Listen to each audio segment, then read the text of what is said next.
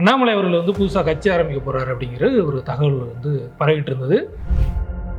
பாஜகவினுடைய உள்துறை அமைச்சர் செயல் தலைவர் போல இருக்கக்கூடிய அமித்ஷா அவர்கள் இவங்களெல்லாம் சந்தித்து விளக்கம் கொடுத்துட்டு வந்திருக்கிறார். இல்லை வந்து பாஜகவும் தமிழ்நாட்டில் அரசியல் இருக்கு அப்படின்னு வந்து அதை ட்ரிகர் பண்ணி விட்டது வந்து அண்ணாமலை வரவுக்கு பிறகுதான். அண்ணாமலை வந்து பாஜக தலைவராக இருக்கும்போது கூட டிஎம்கே ஃபைல்ஸ் அப்படின்னு சொல்லலாம் வெளியிட்டார். டிடிவி தினகரனை வந்து அதிமுகவுக்கு தலைவராக கொண்டு வருவேன், அவர் வந்து பெரிய இடத்துக்கு கொண்டு வருவேன், ரெண்டு பேரும் ஒரே வேலையில் பிரச்சாரம் பண்ணாங்களா. அன்னைக்கே வந்து அண்ணாமலை அவர்கள் மீதான மதிப்பு வந்து இளைஞர்கள் மத்தியில் குறைஞ்சு போச்சு. அவர் கொங்கு மண்டலத்தில் இருந்துக்கிட்டு எடப்பாடியை எதிர்த்து எடப்பாடி பழனிசாமிக்கு எதிராக அரசியல் பண்ணது.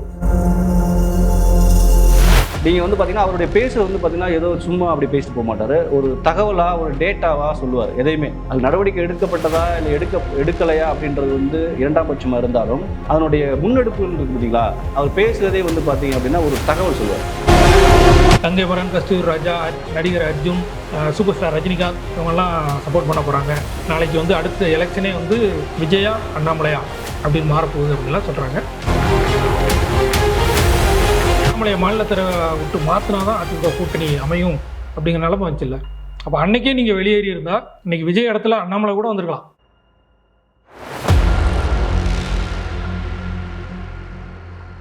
மக்கள் ஜனநாயக கட்சி, மக்கள் சக்தி கட்சி, மக்கள் சக்தி ஜனதாக என் மக்கள் என் மண், அதே தான். அண்ணாமலை அவர்கள் வந்து புதுசாக கட்சி ஆரம்பிக்க போகிறாரு அப்படிங்கிற ஒரு தகவல் வந்து பரவிட்டு இருந்தது. அவர் வந்து பாஜகவினுடைய தேசிய தலைவர்களாக இருக்கக்கூடிய நிதின் நபீன், பாஜகவினுடைய உள்துறை அமைச்சர் செயல் தலைவர் போல இருக்கக்கூடிய அமித்ஷா அவர்கள் இவங்களெல்லாம் சந்தித்து விளக்கம் கொடுத்துட்டு வந்திருக்கிறார். புது கட்சி ஒன்று உருவாக போகுது.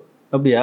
இப்போ உண்மையிலே வந்து பாஜக வந்து வெளியேற்றான்னு சொல்லணும். ஆனால் இப்போ தமிழ்நாட்டு அரசியலில் வந்து நீங்கள் பாஜகன்னு பார்த்தீங்க அப்படின்னா அண்ணாமலை வரவுக்கு முன்னாடி, அண்ணாமலை வரவுக்கு பின்னாடி அப்படின்னு தான் பார்க்கணும். இதான் யதார்த்த நிலவரம். இப்போ அண்ணாமலை வரவுக்கு பின்னாடி முன்னாடி வந்து தமிழ்நாடு அரசியல் எப்படி இருந்துச்சுன்னா பாஜகவுக்கு வந்து பார்த்தீங்கன்னா அங்கங்கே சில விஷயங்கள் பேசுவாங்க, இந்துத்துவ அரசை பற்றி பேசுவாங்க, சில பேர் இருப்பாங்க, அக்கா தமிழிசை வந்து ப்ரெஸ் கொடுப்பாங்க, இப்படி தான் இருந்துச்சு. வந்து ஒரு பெரிய வந்து ஒரு ஒரு சக்தியா இல்லை வந்து பாஜகவும் தமிழ்நாட்டில் அரசியல் இருக்கு அப்படின்னு வந்து அதை ட்ரிகர் பண்ணி விட்டது வந்து அண்ணாமலை வரவுக்கு பிறகுதான். ஏன்னா அது அப்படிதான் நிறைய பேர் நம்புறாங்க.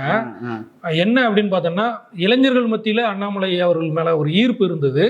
அந்த எண்மண் எண் மக்கள் யாத்திரை இருந்தது. ஆனா அதுக்கு முன்னாலே எல்முருகன் அமைச்சராக இருந்தாரு, மத்திய அமைச்சராக இருக்கிறாருல, அவர் வந்து பாஜகவினுடைய தலைவராக இருந்தார், தமிழ்நாட்டு தலைவராக இருந்தார். அவர் வேல் யாத்திரை அப்படின்னு சொல்லி ஒன்று நடத்தினார். அந்த வேல் யாத்திரை நடத்தி முடிக்கும் போது தான் 4 எம்எல்ஏ கிடைச்சாங்க பிஜேபிக்கு. அண்ணாமலை அவர்கள் காலத்தில் வந்து தேர்தலில் வந்து பெரிய அளவில் வெற்றிலாம் கிடையாது. அப்புறம் தமிழிசை சவுந்தரராஜா இருந்தாங்களா, அவங்க இருக்கும்போது தான் தாமரை மலர்ந்தே தீரும் அப்படின்னு சொல்லி தமிழ்நாட்டில் வந்து எல்லாருக்கும் அந்த பிஜேபின்னு ஒரு கட்சி இருக்குது அப்படிங்கிறத கொண்டு போய் சேர்த்ததில் அவங்களுக்கு ஒரு பெரிய பங்கு இருக்குது. அண்ணாமலை அவர்கள் வந்து கொஞ்சம் மிகைப்படுத்தப்பட்ட தலைவராக தான் தெரிகிறார். இல்லை, மிகைப்படுத்தப்பட்டதுனால இப்போ யதார்த்த உண்மை எடுத்துகிட்டு வச்சுங்களேன். இப்போ வந்து நீங்கள் வந்து இப்போ தமிழ்நாட்டு பாஜகவுடைய தலைவராக வந்து நிறைய பேர் இருந்திருக்காங்க. அதில் எம்பியா கூட பார்த்தீங்கன்னா இப்போ நமக்கு அண்ணன் பொன்னார் வந்து பார்த்தீங்கன்னா கன்னியாகுமரியில் வந்து எம்பியா இருப்பார். அதுக்கப்புறம் பார்த்தீங்கன்னா இப்போ மத்திய அமைச்சராக இருந்தார். அப்போ வந்து பாஜகனா பொன்னார் அப்படின்ற மாதிரி அந்த ஒற்றை நபர் அப்படின்ற மாதிரி இருந்துச்சு. அதுக்கப்புறம் அதுக்கு முன்னாடி பார்த்தீங்கன்னா ஐயா இலக்கணேசன் அவர்கள் இருந்தாங்க. இவங்கெல்லாம் எப்படி இருந்தாங்கன்னா கட்சி இருக்குது அப்படின்ற மாதிரி தான் இருக்குமே ஒழிஞ்சு ஒரு என்ன சொல்றீங்க, ஒரு பொதுமக்கள் மத்தியில் பேசு பொருளாக இருந்துச்சு. அதான் இப்போ நீங்கள் சொன்ன மாதிரி வந்து இப்போ அக்கா தமிழிசை கூட வந்து பார்த்தீங்கன்னா எல்லா ப்ரெஸ் கான்ஃபரன்ஸும் என்ன சொல்லுவாங்க, தாமரை மலர்ந்தே தீரும்னு சொல்லுவாங்க. அது வந்து அந்த ஒரு குரல் வந்து எடுத்துக்கிட்டே இருந்தாலும் அது வந்து எங்கே இருந்துச்சு அப்படின்னா ஒரு ப்ரெஸ் நடக்கிற இடத்துலையோ வந்து ஒரு மேல்மட்டத்தில் தான் இருந்துச்சு ஒழிய இளைஞர்கள் மத்தியில் இல்லை மக்கள் மத்தியில் அன்றாட பாஜக அப்படின்னு பேசு பொருளாக எப்போ இப்போ நீங்கள் சொன்ன எல் முருகன் கூட பார்த்தீங்கன்னா தமிழ்நாடு பாஜகவுடைய தலைவராக இருந்தவர் தான். நீங்கள் வேலு யாத்திரை நடத்த சொன்னீங்க, இதனால் அவங்களுக்கு கூட எம்எல்ஏ கிடையாது. ஆனால் இதெல்லாம் இருந்தாலும் கூட அது கூட்டணி அது சார்ந்து அப்படி தான் இருந்துச்சு ஒழிஞ்சு ஒரு வெகுஜன, அதாவது பொதுமக்கள் அதில் வந்து பாஜகன்னு பேசணும் அப்படின்னு சொல்லிட்டு வந்தது அப்படின்னா வந்து அதனுடைய அதான் சொல்ல முடியும். அண்ணாமலைக்கு பின்னாடி வந்து தமிழகத்தில் வந்து ஒரு பெரிய வந்து ஒரு பேசு பொருளாக வந்து பாஜக இருந்துச்சு. கரெக்ட். அண்ணாமலை அவர்களுடைய வேகம் வந்து அதிகமாக தான் இருந்துச்சு. அதாவது 2019 ரிசைன் பண்றாரு, காவல்துறை பதவி 2020 வந்து கட்சியில் சேர்றாரு, பிஜேபியில் வந்து சேர்றாரு. சேர்ந்த உடனே 2020 கட்சியில் சேர்றாரு. 2021 மாநில தலைவர் பதவியை கொடுக்குறாங்க. பிஜேபியில் பொறுத்தளவோட புதுசாக வந்த யாருக்குமே உடனே மாநில பொறுப்பெல்லாம் கொடுக்க மாட்டாங்க. ஆனால் 2021 மாநில தலைவராக இருக்கிறாரு. இருந்து எக்ஸ்டெண்ட் பண்ணவும் செய்கிறாங்க. அவருக்கு பதவி காலம் முடிஞ்சதுக்கப்புறம் எக்ஸ்டெண்ட் பண்ணவும் செய்கிறாங்க. இதில் என்ன அப்படின்னா பிஜேபியை பொறுத்தளவில் சாதாரண தொண்டராக கடைசி வரைக்கும் உழைச்சிக்கிட்டே இருப்பாங்க. அவங்களுக்கு எப்போ பதவி வரும், பொறுப்பு வரும், போஸ்டிங் வரலாம் அவங்க பார்க்கவே மாட்டாங்க. கடைசி வரைக்கும் தொண்டராகவே இருப்பாங்க. ஆனால் இவர் மாநில தலைவர் இல்லை அப்படின்னோடனே எனக்கு மத்தியில் ஏதோ அமைச்சர் கொடுங்க அல்லது மாநில தலைவர் கொடுங்க அப்படின்னு சொல்லி பேச்சுவார்த்தை நடத்துகிறதா இப்போ ஒரு பேச்சு போகுது. பிஜேபி தொண்டராக இருக்கிறவங்க வந்து அப்படி இருக்க மாட்டாங்க. கடைசி வரைக்கும் அந்த ஒரு இதில் உறுதியாக இருப்பாங்க. அப்புறம் வந்து அவர் தலைவராக இருக்கும்போது கூட வந்து அண்ணாமலை வந்து பாஜக தலைவராக இருக்கும்போது கூட டிஎம்கே ஃபைல்ஸ் அப்படின்னு சொல்லலாம் வெளியிட்டார். ஆனால் ஏடிஎம்கே ஃபைல்ஸ் அப்படின்னு சொல்லி வெளியிடலை. இன்னொன்று ஆட்சியில் இருந்ததும் பிஜேபி தான். அப்போ நீங்கள் அந்த இவ்வளோ ஆதாரங்கள் ட்ரங்கு பெட்டியெல்லாம் கொண்டு வந்து கவர்னர்லாம் கொடுத்தாரு. இவ்வளோ ஆதாரங்கள் இருக்கும்போது யாராவது ஒரு 2 பேர் ஜெயிலுக்கு போயிருக்கணும்ல, போகலை, யாருமே போகல. செந்தில் பாலாஜி மட்டும் அது முன்னால் அவர் ஏடிஎம்கே ஆட்சியில் போக்குவரத்து துறையில் ஊழல் பண்ணதுக்காக அப்படின்னு சொல்லி அது விசாரணை கைதியாக தான் இருந்தார், தண்டனை கைதியாக இல்லை. அப்போது நீங்கள் வந்து உண்மையிலே ஊழல் நடந்துச்சு, இந்த ட்ரங்கு பெட்டியில் இவ்வளோ ஆதாரம் இருந்துச்சு அப்படின்னா நீங்கள் வந்து தண்டனை வாங்கி கொடுத்துருக்கணும். இன்னொன்று மத்திய அரசில் இருக்காங்க, உள்துறை அமைச்சகம்லாம் உங்கள் கையில் இருக்குது, பெண்கள் ஆணையம் எல்லாமே இருக்குது. பெண்கள் பாதிக்கப்பட்டோன்னா சாட்டை எடுத்து அவரே அடிச்சுக்கிறாரு. இது வந்து ஒரு பக்கம் அவர்களுடைய வேகத்தை காட்டினாலும் செயல்படக்கூடிய இடத்துல தானே அவங்க இருக்கிறாங்க. ஒரு நடவடிக்கை எடுக்கக்கூடிய இடத்துல இருந்துக்கிட்டு இந்த மாதிரி பண்ணுறது அவருக்கு வந்து ஒரு பின்னடைவாக இருந்துச்சு. அப்புறம் வந்து அண்ணாமலை மேலே இருக்கக்கூடிய மதிப்பு எப்போ போடிச்சு அப்படின்னா, டிடிவி தினகரனை வந்து அதிமுகவுக்கு தலைவராக கொண்டு வருவேன், அவர் வந்து பெரிய இடத்துக்கு கொண்டு வருவேன் 2 பேரும் ஒரே வேலையில் பிரச்சாரம் பண்ணாங்களா, அன்றைக்கே வந்து அண்ணாமலை அவர்கள் மீதான மதிப்பு வந்து இளைஞர்கள் மத்தியில் குறைஞ்சி போச்சு. அதனால தான் அவருக்கு வந்து ஏன்னா ஒவ்வொரு நாளும் உள்ள கணக்கீடு வந்து அங்கே போய்கிட்டு இருக்கும். மத்திய உள்துறை அமைச்சர் வந்து ரகசிய சர்வேலாம் எடுப்பாங்க. இப்போ டிடிவி தினகரன் வந்து ஏற்கனவே அவர் மேலே நிறைய அமலாக்கத்துறை கேஸ் இருக்குது. ரெட்டலை இதில் வந்து சின்னத்துக்காக லஞ்சம் கொடுக்குமேன்ற இதில் திகார் ஜெயிலெலாம் போயிட்டு வந்திருக்காரு. அப்போது அந்த டிடிவி தினகரனுக்கே ஒரு பேர் இருக்குது, அந்த மன்னார்குடி அதெல்லாம் வச்சு சொல்லுவாங்க, அந்த குடும்பத்துக்கே ஒரு பேர் இருக்குது. இப்போ டிடிவி தினகரனை முன்னிலைப்படுத்தி அண்ணாமலை அவர்கள் பிரச்சாரம் பண்ணதும், டிடிவி தினகரன் தான் அதிமுகவுக்கு அடுத்த தலைவர், அவரை நான் கொண்டு வருவேன் சொன்னார். சொல்லிட்டு அது செய்ய முடியல அப்படி சொன்னது. அடுத்து வந்து அவர் கொங்கு மண்டலத்தில் இருந்துக்கிட்டு எடப்பாடியை எதிர்த்தது, எடப்பாடி பழனிசாமிக்கு எதிராக அரசியல் பண்ணது. அதாவது ஒரே கொகையில் 2 சிங்கம் இருக்க முடியாத மாதிரி கொங்கு மண்டலத்தில் ஒரு தலைவர் தான் இருக்கணும் அப்படின்னு. அதுவுமே வந்து அவருக்கு நீங்கள் தேர்தல் கூட்டணி மற்ற இது சொன்னால் கூட அந்த தனிப்பட்ட செல்வாக்கு, அண்ணாமலைக்கு இருந்த செல்வாக்கு வந்து அவருடைய செயல்பாடுகள்னால குறைஞ்சி போச்சு. அப்போ நீங்கள் சொல்கிற வந்து ஒரு சில நடவடிக்கைகள் கூட நம்ம பார்க்கலாம். அதாவது செயல்பாடுகளில் இந்த ட்ரங்க் பெட்டியில் வந்து அவர் வந்து புகார்களுக்கு வந்து கொண்டு வந்தது பார்த்திங்கன்னா, இப்போ இதுக்கு முன்னாடி இருந்த எந்த பாஜகவுடைய தலைவர்களும் அந்த மாதிரியான ஒரு கண்ணோட்டத்தில் இல்லை அந்த மாதிரியான ஒரு நடவடிக்கையில் செயல்பாடுகள், அரசியல் செயல்பாடு தமிழ்நாட்டில் வந்து கொண்டு வரல. ஆனால் அண்ணாமலை வருகைக்கு பிறகு என்ன அப்படின்னா, தினமும் வந்து பார்த்திங்கன்னா பாஜக வந்து ஒரு பேசு பொருளாகவே இருக்கும். அது வந்து ஊடகத்தில் இருக்கலாம், இல்லை வந்து சமூக ஊடகங்கள் இருக்கலாம், மக்கள் மத்தியிலும் கூட நீங்கள் வந்து பரவலாக எல்லா கிராமங்கள் போகும்போது கூட ஒரு பேசு பொருளாக ஆக்குறதுக்கு காரணம் வந்து இவர் அண்ணாமலை வரதுக்கு பின்னாடி. ரெண்டாவது வந்து நீங்கள் வந்து பார்த்தீங்கன்னா அவருடைய பேசுகிறது வந்து பார்த்தீங்கன்னா ஏதோ சும்மா அப்படி பேசிட்டு போக மாட்டார், ஒரு தகவலாக ஒரு டேட்டாவாக சொல்லுவார் எதையுமே. இப்போ நீங்கள் ட்ரங்க் எடுத்துனா கூட வந்து அது நடவடிக்கை எடுக்கப்பட்டதா இல்லை எடுக்கலையா அப்படின்றது வந்து 2ஆம் பட்சமாக இருந்தாலும் அதனுடைய முன்னெடுப்புகள் இருக்குது பார்த்தீங்களா. அவர் பேசுகிறதே வந்து பார்த்தீங்க அப்படின்னா ஒரு தகவல் சொல்லுவார், ஒரு டேட்டா சொல்லுவார், என்னென்ன நடந்துச்சு, எத்தனை வருஷங்கள் என்னென்ன நடந்துச்சு அப்படின்றது. அது வந்து இளைஞர்கள் மத்தியில் பெரிய லெவலில் ஈர்ப்பாக மாறிச்சு. இப்போ நீங்கள் சொன்ன ஒரு சில நடவடிக்கைகள் அவருக்கு குறைஞ்சிச்சா இல்லையா அப்படின்றது வந்து நமக்கு முழுசாக தெரியாது. ஆனால் இப்போ மத்திய உள்துறை அமைச்சர் தமிழகத்துக்கு வரும்போது கூட எல்லாரும் பேரையும் சொல்கிறாரு. என்ன சொல்கிறாருன்னா, தமிழ்நாட்டினுடைய இன்னைக்கு இருக்கக்கூடிய பாஜக தலைவருடைய நயினார் பேரை கூட சொல்கிறாரு, எல்லாரும் பேர் சொல்கிறார். ஆனால் அண்ணாமலை பேர் சொல்லும் போது மிகப்பெரிய அளவில் ஒரு ஆரவாரமும் ஒரு அமித்ஷா கூட்டத்தில், அந்த கூட்டத்தில் அது பார்த்தீங்கன்னா ஒரு பெருசாக பார்க்கப்பட்டுச்சு. அப்போ நம்ம அப்போ அது சில வந்து சமிக்கைகள் அண்ணாமலை வந்து என்ன மாதிரியான தாக்கத்தை தமிழக அரசியலை ஏற்படுத்தியிருக்காரு அப்படின்னு சொல்லிட்டு தான். ஸோ அதனால தான் நம்ம என்ன சொல்கிறோம்னா, தமிழக பாஜகவுடைய அரசியலே வந்து எப்படி பார்க்கணும் அப்படின்னா, அண்ணாமலைக்கு முன் அண்ணாமலைக்கு பின் அப்படின்றத நம்ம பார்க்குறோம். அதில் வந்து அது செட்டப்பாக கூட இருக்கலாம் அப்படிங்கிற விமர்சனமும் வைக்கப்பட்டது. ஏன்னா அண்ணாமலை பேரை எங்கே சொன்னாலும் விசில் அடிக்கிறாங்க, கோஷமிடுறாங்க. ஆனால் ஓட்டை வந்து அவர் வாங்கலை. அரவக்குறிச்சியில் எம்எல்ஏ எலெக்ஷனில் நின்னார், பெரிய அளவில் ஒரு ஓட்டு வாங்க முடியல. செந்தில் பாலாஜி எதிர்த்து பிரச்சாரம் பண்ணார். செந்தில் பாலாஜியை கடைசி வரைக்கும் தேர்தல் களத்தில் அவரால் இருக்க முடியல. செந்தில் பாலாஜி கோயம்புத்தூர்லேயே போய் ஜெயிக்கிறார். இப்போ ஒரு டேட்டா மட்டும் சொல்கிறேன். பிஜேபியில் வந்து அண்ணாமலை அவர்கள் இருக்கும்போது நாங்கள் இத்தனை % ஓட்டு வாங்கினோம் அதிகமாக. அதாவது பிஜேபி வந்து அண்ணாமலை அவர்கள் தலைவராக இருக்கும்போது 11% மேலே ஓட்டு வாங்கினோம். 2% இருந்த கட்சியை நாங்கள் 11% மாற்றினோம்.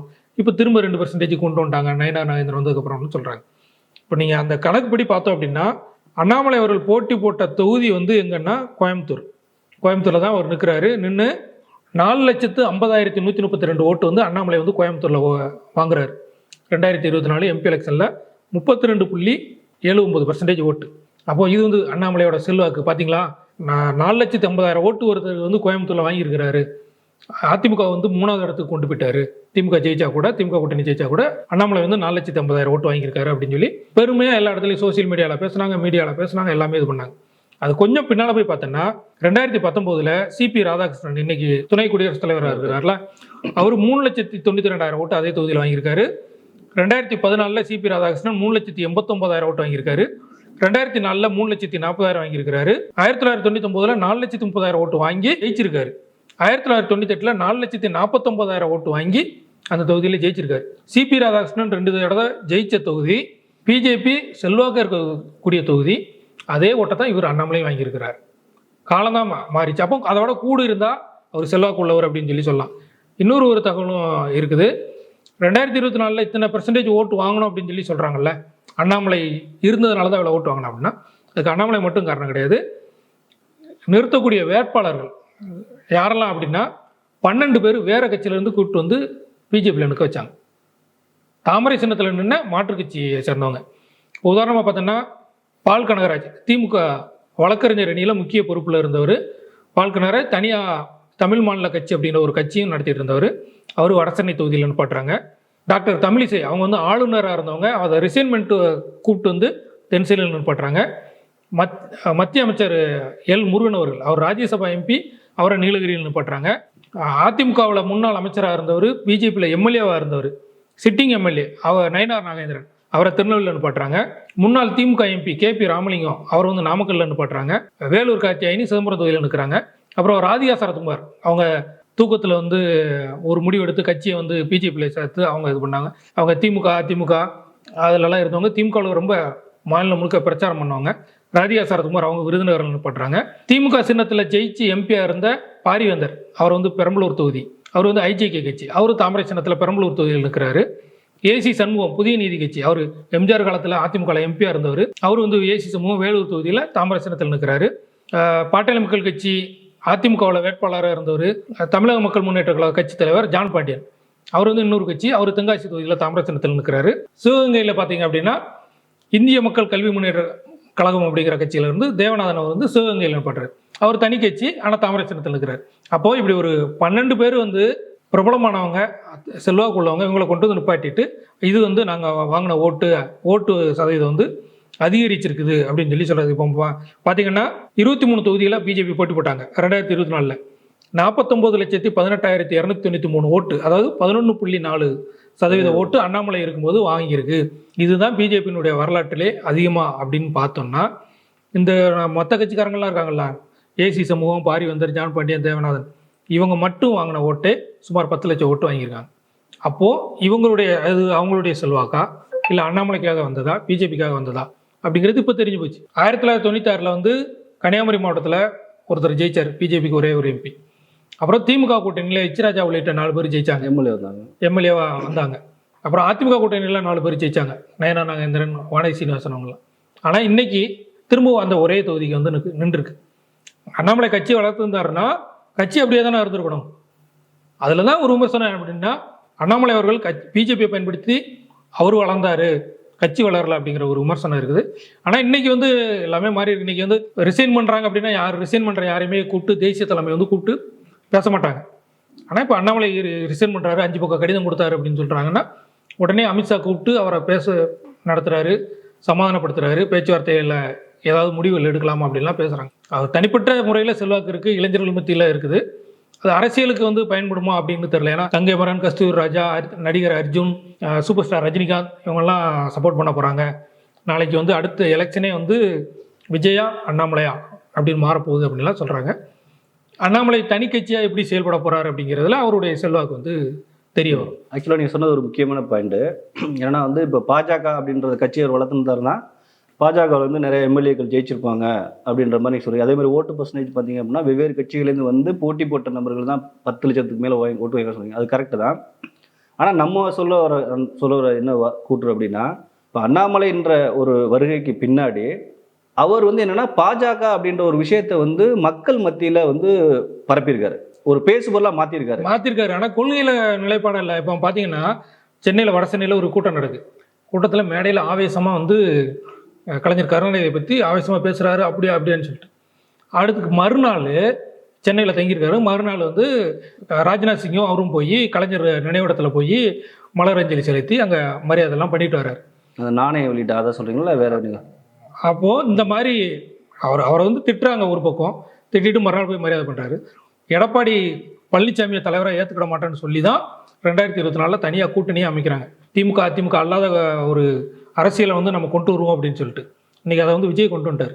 ஆனால் திரும்ப அண்ணாமலையை வந்து என்ன செஞ்சாங்கன்னா எடப்பாடி பழனிசாமி ஆதரித்து ஓட்டு கேட்டார். அப்போது நம்ம சொன்னதில் அவர் ஸ்ட்ராங்காக இல்லை. ஒன்று கட்சி தலைமைக்காக நாங்கள் மாறுறோம், இல்லை அவங்க மேல்கிட்ட சொல்லிட்டாங்க இவங்க சொல்லிட்டாங்க அப்படின்னு. அதிமுக கூட்டணி எப்படி வந்தது? அண்ணாமலையை மாநில தலைவரை விட்டு மாற்றினா தான் அதிமுக கூட்டணி அமையும் அப்படிங்கிற நிலமை வந்துச்சுல்ல.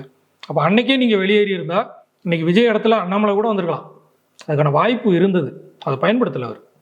ஓகே, அதில் தான் வந்து இப்போ என்னென்னா, இப்போ நம்ம வந்து அவருடைய அரசியல் லாபங்கள், அந்த அரசியல் கணக்குகள், அந்த அந்த அந்த விஷயத்துக்குள்ள போல தமிழ்நாட்டு அரசியலை பொறுத்த வரைக்கும் இங்கே வந்து பார்த்தீங்க அப்படின்னா வேறொரு சித்தாந்தங்கள் அப்படி பேசப்பட்ட ஒரு அரசியல் சூழலில் பாஜகவும் இங்கே வந்து தன்னுடைய அரசியலை வந்து பரப்பணும், தன்னுடைய அரசியலை பேசணும் அப்படின்ற நினைச்சிக்கிட்டு இருந்த காலகட்டங்களில் எத்தனையோ தமிழ்நாட்டினுடைய தலைவர்களாக இருந்த போதிலும் அவர்கள் பெருசாக இதை வந்து ஒரு பேசு பொருளாக மாற்றலை. இப்போ அரசியலில் வெற்றி பெறணும் அப்படின்னா சில அதில் கூட்டணி கணக்குகள், அதில் சில விஷயங்களாக கணக்குகளாக இருக்கிறனால வந்து அது அதுக்குள்ளே நாங்கள் போகல. இப்போ நான் சொல்ல வர்றது என்ன அப்படின்னா, அண்ணாமலை வருகைக்கு பின்னாடி தமிழ்நாட்டில் பாஜகன்னு ஒன்று இருக்குது அப்படின்றத எல்லார் மட்டத்தில் பேசு பொருளாக மட்டும் இல்லாமல் இப்போ அமித்ஷாவே மத்திய உள்துறை அமைச்சராக இருக்கக்கூடிய அமித்ஷாவே ஒரு நபரை கூப்பிட்டு பேசுறாரு அப்படின்னா அவருக்குன்னு சில செல்வாக்கு இருக்குதா. இப்போ நீங்கள் சொன்ன குற்றச்சாட்டு கூட வந்து பார்த்தீங்கன்னா அவர் வந்து பாஜக வளர்க்குறதுக்கு போல வந்து தன்னை வளர்த்துக்கிட்டாரு அப்படின்ற ஒரு குற்றச்சாட்டு வைக்கிறீங்க. இப்போ தன்னை வளர்த்துக்கிறது அப்படின்ற ஒரு நிலைப்பாடு இருந்தாலும் அவர் பாஜக அப்படின்ற பேரில் தானே இங்கே பதிவு பண்ணாரு. வெறுமனே அண்ணாமலை மட்டுமே அங்கே வந்து பதிவு பண்ணலாம். இப்போ நீங்கள் சொன்ன குற்றச்சாட்டு எப்போ வந்து உண்மையாக எடுபடும் அப்படின்னா, பாஜகவை பயன்படுத்திக்கிட்டு உடனே கட்சி ஆரம்பித்து அது அண்ணாமலை மட்டும் அப்படின்னா அது ஓகே. இதுக்கப்புறம் ஒரு கட்சி ஆரம்பித்து எப்படி வரப்போறான்றது அந்த குற்றச்சாட்டு இருக்கும். ஆனால் அவர் அதே கட்சியில் தான் இருக்காரு, பாஜக தான் இருக்காரு, பாஜக பற்றி தான் பேசுறாரு. அவர் மட்டும் பேசலை, தினமும் அவர் பேசுவதோட மட்டும் இல்லாமல் தினமும் அன்றாடமும் ஒவ்வொரு நிகழ்வுகளையும் பார்த்தீங்க அப்படின்னா அது வந்து மக்கள் எதுக்குறாங்களோ இல்லை ஆதரிக்கிறாங்களோ இல்லை. இன்றைக்கி பார்த்தீங்க அப்படின்னா ஊடகமாக இருக்கட்டும், சமூக ஊடகமாக இருக்கட்டும், மக்கள் நார்மல் அன்றாட வாழ்க்கையாக இருக்கட்டும், பாஜகன்னு ஒரு பேசுபொருள் வந்து உருவாக்குறது. அந்த கோணத்துல தான் நம்ம வந்து என்ன சொல்கிறோம் அப்படின்னா, பாஜகவுடைய அரசியல் நிலைப்பாடு தமிழகத்தை பொறுத்த வரைக்கும் வந்து அண்ணாமலைக்கு முன்னாடி ஒரு நிலைப்பாடாக ஒரு மாதிரியே பார்க்கப்பட்டது. அண்ணாமலைக்கு வந்தது பிறகு அது வேறு ஒரு விதமாக பார்க்கப்பட்டது. அது அரசியல் கணக்குகளை வந்து அது வந்து தேர்தலில் வெற்றி பெற்றுச்சா வெற்றி பெறலையா அப்படின்றது அந்த கணக்குகளை நான் வந்து வரல. ஆனால் இந்த நிலைப்பாட்டில் ஒரு பேசுவரலாக மாற்றியிருந்ததுனால தான் அவருக்குன்னு அவர் வந்து ஒரு தாக்கத்தை ஏற்படுத்தியிருக்காரு, அவர் ஒரு விளைவை ஏற்படுத்தியிருக்காரு. அது பாஜகவுக்கும் லாபம் அடைஞ்சிருக்கு அப்படின்ற ஒரு கோணத்தில் தான் இன்னைக்கு கூட பார்த்தீங்கன்னா மத்திய அமைச்சர் வந்து அவர் ராஜினாமா செய்தாலும் அதை வந்து ரிவ்யூ பண்ணுறாங்க, கூப்பிட்டு பேசுகிறாங்க அப்படின்னாவே அவர் ஒரு தாக்கத்தை ஏற்படுத்தியிருந்தான்னு அர்த்தம். அந்த கோணத்தில் தான் நம்ம சொல்கிறோம் அண்ணாமலை இங்கே வந்து பாஜகவுக்காக வந்து ஒரு தாக்கத்தை ஏற்படுத்தியிருக்காரு அப்படின்றத நான் சொல்கிறேன்.